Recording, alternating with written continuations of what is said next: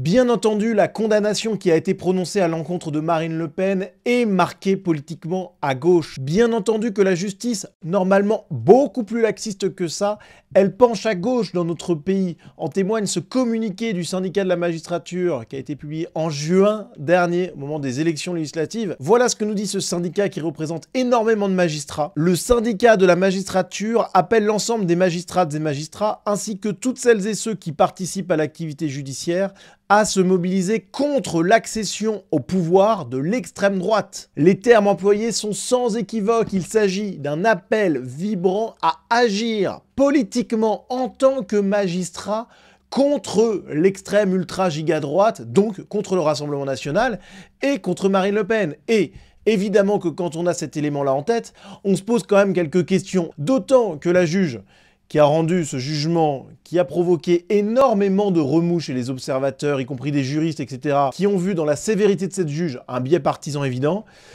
Cette juge, Bénédicte de Pertuis, elle nous disait dans un podcast être passée à la magistrature en regardant Eva Joly à la télévision. Eva Joly, qui est une militante politique de gauche bien connue, qui était pendant un temps membre d'Europe Écologie Les Verts.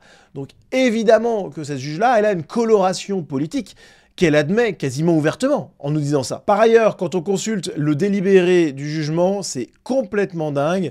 On voit que cette juge et son équipe, pour justifier la dureté, la sévérité de la peine, eh bien voilà ce qu'ils disent. Il a été exposé le trouble irréparable à l'ordre public démocratique qu'engendrerait le fait qu'elle soit candidate, voire élue à l'élection présidentielle, alors qu'elle est condamnée pour détournement de fonds publics, notamment à une peine d'inéligibilité en première instance et pourrait l'être par la suite définitivement. Dans le cadre d'une décision rendue au nom du peuple français dans son ensemble, cette mesure est proportionnée, donc la mesure de rendre exécutoire l'inéligibilité, cette mesure est proportionnée aux objectifs à valeur constitutionnelle de sauvegarde de l'ordre public démocratique et de bonne administration de la justice. Donc ce jugement, il a été rendu au nom de l'ordre public démocratique, un principe extrêmement fumeux, d'autant que est-ce qu'on peut parler d'ordre public démocratique et de rendre la justice au nom du peuple français quand Marine Le Pen est créditée dans les derniers sondages de plus de 38% d'intention de vote, faisant d'elle la favorite pour les prochaines élections. Enfin,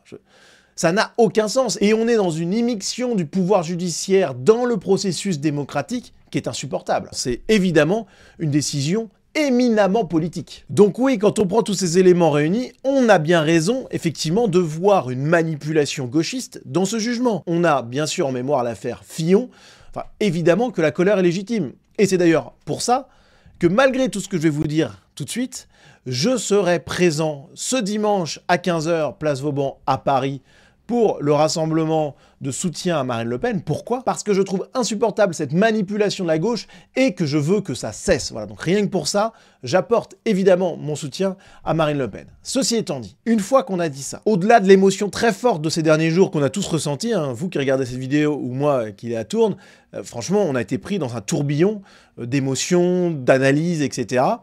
Là, la question c'est qu'est-ce qui va se passer une fois que la poussière va retomber? Quand on analyse rationnellement les possibilités pour Marine Le Pen de s'en sortir, on se rend compte que ça va être extrêmement compliqué. Parce que la décision de la Cour d'appel aura lieu d'ici l'été 2026. Alors, c'est bien parce que ça permet d'avoir quasiment un an pour se préparer à 2027, à l'élection présidentielle, ok. Mais la réalité, c'est que le dossier est quand même, quoi qu'on en dise, et même s'il y a des éléments en faveur de Marine Le Pen et des éléments de défense qui sont à la fois sur la forme et le fond intéressants, le dossier est quand même lourd, particulièrement motivé, et il est très improbable que la Cour d'appel déjuge le tribunal de première instance. Alors il pourrait y avoir quelques ajustements sur la durée de la peine, etc., etc., mais globalement, selon toute vraisemblance, Marine Le Pen sera condamnée à l'issue de son appel. Donc le jugement de la Cour d'appel ne représentera pas une sortie de crise pour Marine Le Pen. Pire que ça, parce que si la Cour d'appel décide qu'elle est bien inéligible avec exécution provisoire, cette fois-ci le pourvoi en cassation, le recours ultime,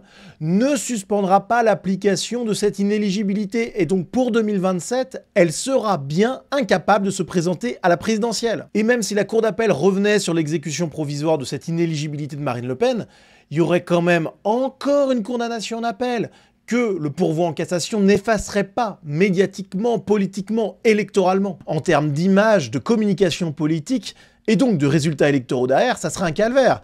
Regardez le discours qu'on lui sortirait à chaque fois. Ici, c'est Prisca Thévenot qui parle, on l'écoute. On ne parle pas de voler une orange ou une pomme.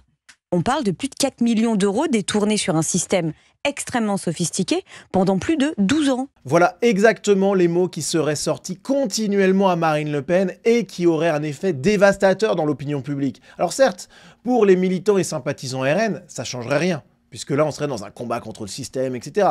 Mais par contre, dans une élection présidentielle que Marine Le Pen aurait pu gagner, ou pourrait gagner, il faut aller chercher les normies, les retraités.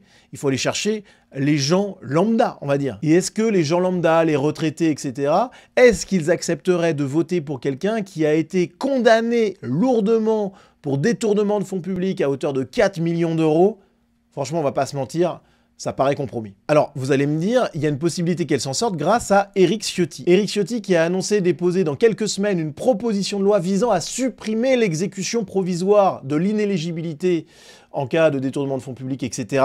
Ce qui permettrait donc de sauver Marine Le Pen temporairement. Je rappelle, le principe en droit français, c'est la non-rétroactivité de la loi pénale, c'est-à-dire que quand une loi change, on est jugé non pas sur cette nouvelle loi, mais on est jugé sur la loi qui s'applique au moment des faits, qui était en vigueur au moment des faits. Sauf si la loi est plus douce. Et dans ce cas-là, on peut la voir s'appliquer. C'est-à-dire que là, en l'occurrence, Marine Le Pen pourrait voir la proposition de loi d'Éric Ciotti, si elle est acceptée par le Parlement, s'appliquer à son cas, et donc ça pourrait lui permettre de se présenter à l'élection présidentielle. Ok.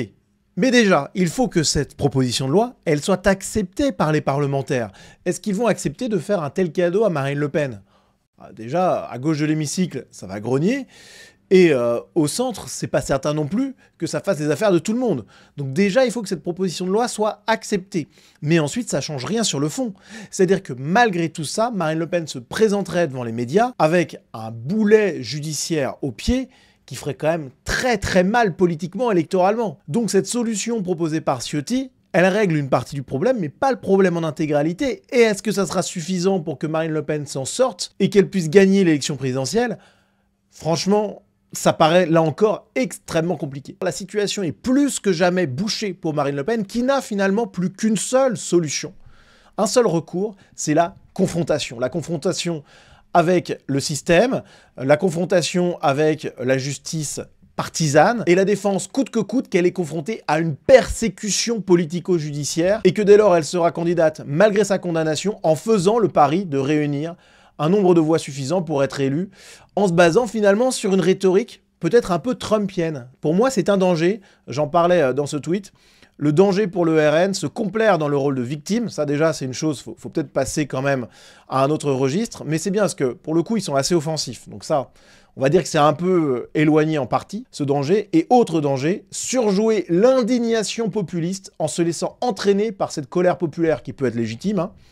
Une stratégie trumpienne qui serait une catastrophe, car les normies français ne sont pas du tout les normies américains. Ça, c'est clair que la stratégie de confrontation avec le système, autant aux États-Unis, ça a été payant, autant là, en France, parce que là encore, il faut aller convaincre les gens normaux, les retraités, des gens qui sont bien propres sur eux et qui n'aiment pas trop les vagues, les convaincre avec une stratégie de confrontation frontale avec le système, je ne suis pas certain que ça passe.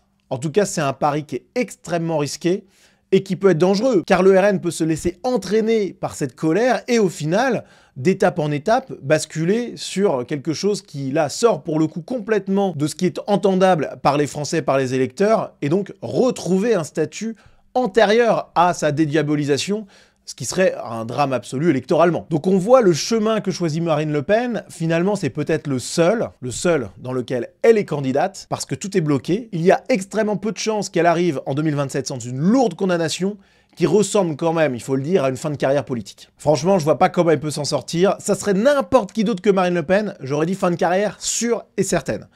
Maintenant, c'est Marine Le Pen, elle a une résilience politique assez incroyable. Elle a la tête dure, hein, ça c'est le côté breton qui parle en elle, on partage ça tous les deux.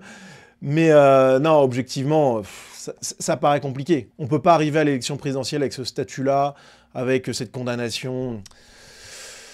Non, c'est quasiment impossible. C'est quasiment impossible. Après, bon, on va pas préjuger de ce qui va se passer dans les mois qui viennent, mais je vois pas comment on peut gagner une élection présidentielle avec cette condamnation derrière soi. Alors, il y a le plan B. B comme Bardella. C'est-à-dire que si Marine Le Pen se mettait en retrait en disant « Je suis confronté à une persécution judiciaire démentielle de la part de la gauche, je suis obligé de me mettre en retrait, mais je n'abandonne pas le combat. Je reste malgré tout quelqu'un qui se battra toujours pour les Français et pour la France, et donc je me mets au service de Jordan Bardella, qui a toutes les qualités nécessaires pour devenir président de la République, et nous allons gagner ensemble. » Voilà. Ça, c'est une attitude, franchement, qui pourrait être gagnante, qui serait même, je pense, en fait, la solution la plus logique. Et Jordan Bardella, quand il est sondé, il est quand même pas mal. C'est-à-dire qu'il est exactement au même niveau que Marine Le Pen. Il convainc les Français dans les premiers sondages qui ont été réalisés après l'annonce de la condamnation de Marine Le Pen, ce qui est important. Bien, on voit qu'il est à 35% au premier tour, ce qui est globalement ce que faisait Marine Le Pen, et 50% au deuxième tour, ce qui est exactement ce que faisait Marine Le Pen face à Édouard Philippe. Donc on voit qu'il y a quand même une possibilité pour Bardella de représenter le Rassemblement national sans qu'il y ait de perte de voix, et sans, dès lors, qu'il y ait les affaires qui soient toujours ramenées à la figure de celui qui se présente pour ce parti, parce que Marine Le Pen, franchement, elle aurait subi des attaques continuelles là-dessus. Jordan Bardella, alors, il les évitera pas complètement, mais ça permettra de simplifier les choses. En tout cas, ça va vraiment bouger politiquement, c'est certain. Et ce qui est certain également, c'est qu'il y a une combativité de la part de Marine Le Pen qui est à saluer. Finalement, malgré tout ce que je vous ai dit, et qui, je pense, est une démonstration un peu implacable, que ça sent un peu la fin de partie pour Marine Le Pen, malgré tout, le plan B, ça pourrait être un plan M, le plan Marine Le Pen, parce qu'il n'est pas dit que cet animal politique qui est Marine Le Pen ne parvienne pas à se sortir de cette situation qui est quand même assez inextricable. Mais peut-être que ça sera la surprise. En attendant, je pense quand même, quand on analyse froidement les choses, que ça semble compromis pour Marine Le Pen et que la meilleure chose qu'elle ait à faire, je le dis très froidement, vous voyez, je donne pas mon avis. Si c'est bien ou mal, je dis pas ça. J'essaye juste de rester froid et analytique. Mais la meilleure des choses à faire pour elle, à mon avis, c'est de s'effacer en faveur de Jordan Bardella, et de l'aider de toutes ses forces politiquement, en se servant de cette image de femme en lutte contre le système gauchiste. Je pense que ça ferait un beau duo, et en tout cas, ça me paraît être la seule solution raisonnable. Voilà. Dites-moi en commentaire, les amis, ce que vous pensez de ça. Est-ce que vous pensez que Marine Le Pen est finie? Est-ce que vous pensez qu'elle ne peut pas être élue présidente de la République en 2027 avec cette condamnation qui la suivra comme un boulet? Dites-moi ça, et puis je lirai évidemment attentivement tous vos commentaires. Merci à vous d'avoir regardé cette vidéo jusqu'au bout. Si vous appréciez mon contenu, si vous voulez soutenir ce que je fais, eh bien rendez-vous sur ma page Tipeee, vous avez le lien en description. À partir de 5 € par mois, vous rejoignez la communauté Sunrise avec des vidéos exclusives et l'accès à un groupe Telegram privé. Merci d'avance et à très vite.